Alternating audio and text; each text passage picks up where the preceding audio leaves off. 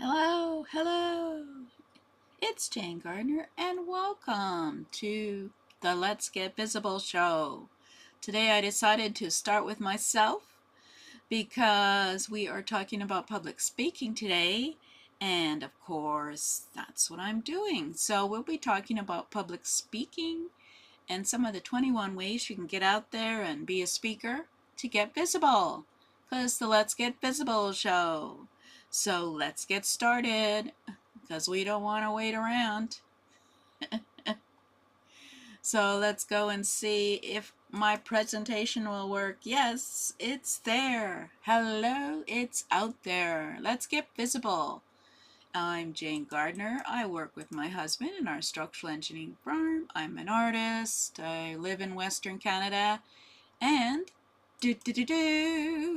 I have 6 TV channels on the Visibility Broadcasting TV network on Roku.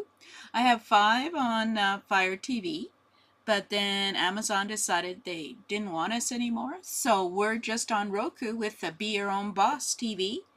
And then we have the other ones as well as hosting the Inspirational Businesswoman Show. So this is very exciting to have some new channels, and I hope to build some more, so up to 10. So let's get going.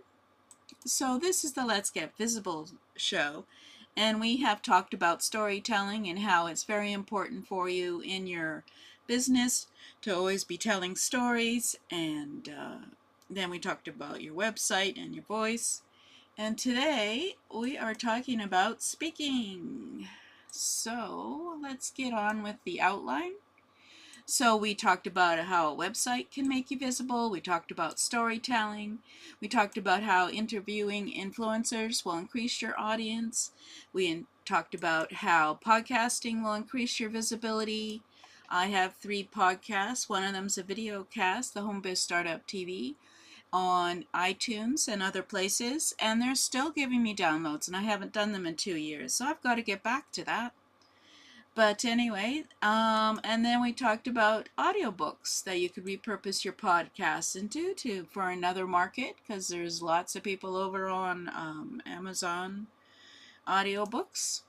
And we talked about video marketing. Just creating videos would be helpful to make you more visible, whether you do it on camera or not. That's up to you. And then you put them on YouTube for visibility. And we talked about the YouTube channel and how you can create it to your brand, etc. And today we're talking about getting started with public speaking. Now, of course, let's get back to me. Just doing this show, I'm doing public speaking. And just doing my podcast, I'm doing public speaking. And just doing my TV shows, I'm doing public speaking. But for you, if you haven't done any of this, it's time to think about how to get out there and do public speaking to be more visible, whether it's on the internet or on offline, as we like to call it. Then it is time for you to get started. So let's get started. Yeah. So I've already talked about now how it's very good for you to get comfortable online.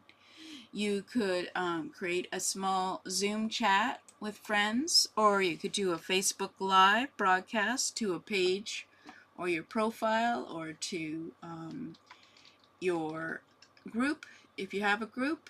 But of course you have to build a YouTube channel. That is the best way. A YouTube channel, because we talked about that and how it's a search engine. Sorry, I'm writing channel. And practice with people you know who will support you. You don't have to do it in public. You could always have a few friends together and do a Zoom chat. Get used to using your camera, get used to looking in the camera, etc. So another idea for you, of course, and this was previous for a lot of people, is to host a local workshop. So in your town, you could set up and pay for a room and present a topic you know well. You could prepare handouts about your expertise, including a survey for feedback. And of course, you could do a lot of the new topics there are out there, including AI. And you could be doing that for your local area. And of course, you could also take courses that include public speaking, because storytelling is a vital component of public speaking. So you could also join Toastmasters to get practiced on public speaking. And I'll tell you my little story here. As I've mentioned before, I'm quite shy, and public speaking is my worst fear. Well, what I did was I didn't go to Toastmaster, which I should have done. It's too much, too much. But I love art, and I decided to volunteer at our local art gallery. And at first I was the treasurer, and then no one wanted to be president, so I said, okay, fine, I'll be president. And what the president does is, of course, introduce the new artist in the art gallery to the group of people who are hanging out there waiting to find out all about the artist and meet them. Well, I'm not the greatest. I'm not the greatest public speaker, and I blushed a lot and stuttered a lot. But I was in an audience of people who were willing to be courteous and supportive because they didn't want to do it. So,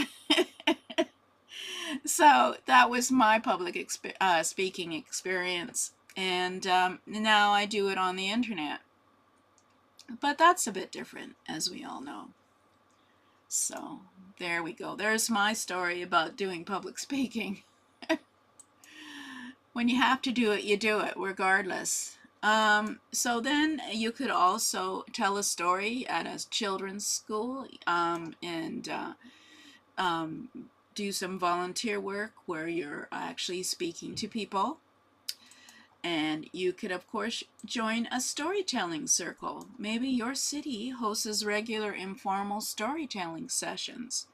Now that the pandemic's over, they might be. I know that locally here, there's a philosopher's cafe where people sit around and talk about a certain topic every week, and they give their opinion, etc. You could give short mini talks at local business meetings. Keep it to 15 minutes. So, for example, we have a Women's AM here for the Chamber of Commerce, and they're always looking for speakers who'll come at a breakfast meeting and talk for 15 minutes. And then you could also be a lifesaver. You could be prepared to fill in for no-show speakers at local business events, or you could find a speaker. I haven't looked lately. A speaker group or a speaker business where they send out speakers to conferences and stuff, and they have speakers, and they do the service of getting them speaking gigs. So you could sign up for that. And of course, you could create a paid product and pre-record your speech and use it to promote your product. You could, of course, develop your skills, because you're going to have to if you want to improve your public speaking. So, live public speaking, you could always talk about your public speaking with passion, and don't be afraid to let people know that you're available, especially your local chamber of commerce or your business networking group. They're probably always looking for local people who are willing to speak on a topic. And of course, meetups, there's another place where people meet up. You could be giving your opinion there. And of course, you should always carry business cards for your offline work, because it positions yourself exclusively as a public speaker, and give out multiple cards for people to pass along to others, because most business people also are members of the local service groups like Rotary or Women's groups, and they're always looking for speakers. And of course, you could always specialize and become known as a go-to expert in one particular area of one niche field. Once at the art gallery, I gave a talk on the art history, and that was something for people to come and see. And you could also focus on your promise. What do you promise people will take away at the end of your speech, and deliver on that promise? So whatever the topic may be, always make sure it has value enough that people can take away something from your talk in order to want to be there to listen to it. And of course, you need to create a website presence, create a speaker profile, which is somewhat different from a website profile. You create a hire name to speak section where it make it easy for them to contact you, whether it's by phone, email, or another way. You can have a contact form they can fill in for public speaking inquiries.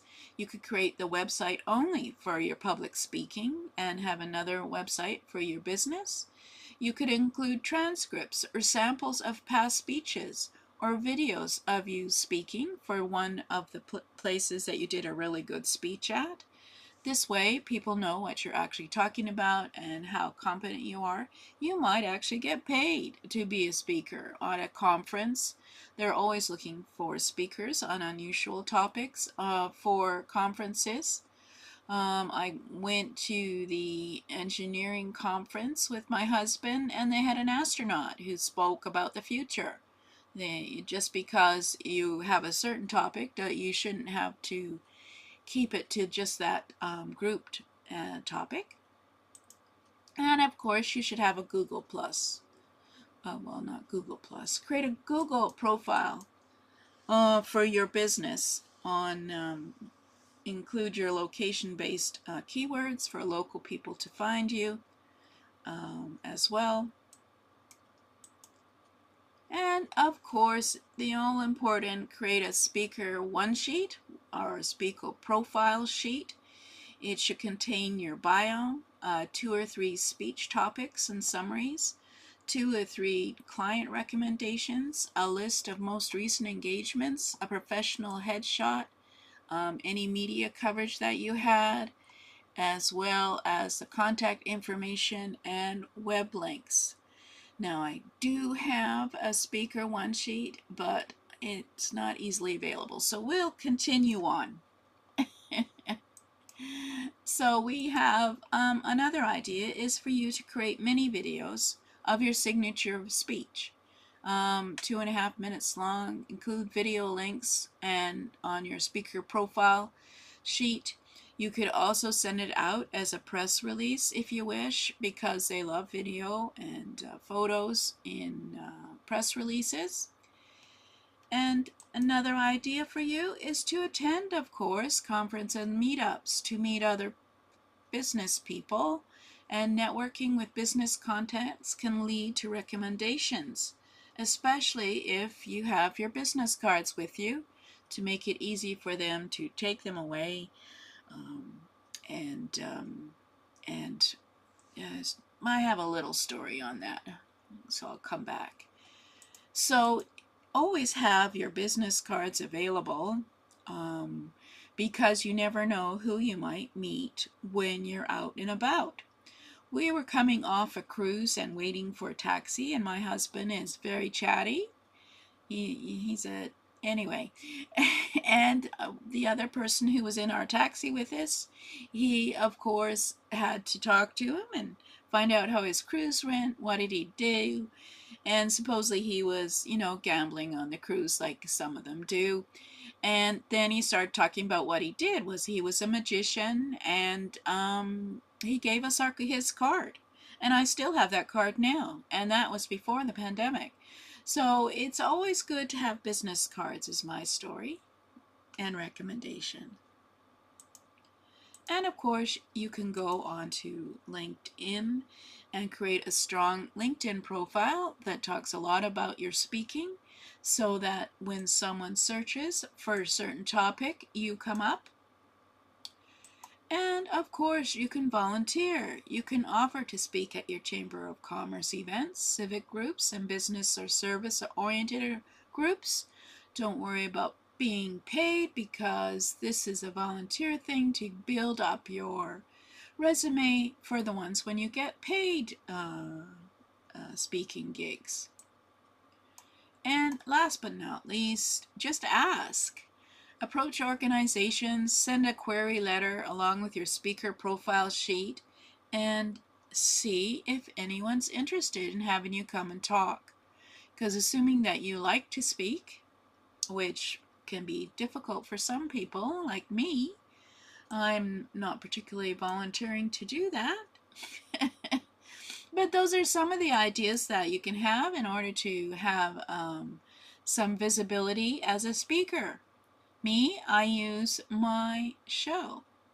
So we are probably building up the Let's Take Action show. I've got to check whether I can get the topic together by Saturday at 8 a.m. Pacific. And this one will have a Zoom link, so we'll have a quick training, and then we'll have questions and topic interest and discussions and things like that. Now, I do have a new toolkit for anyone who's interested in the concept of a profitable show. We have a toolkit that includes my 7 steps to produce your first show. I created a new book, Monetize Your Mic Strategies to Monetize Your Live Stream, and 12 checklists for producing your show, from equipment needed, designing your show, pre-production, production, guest interviewing, and then repurposing your show. You can go to http://JAN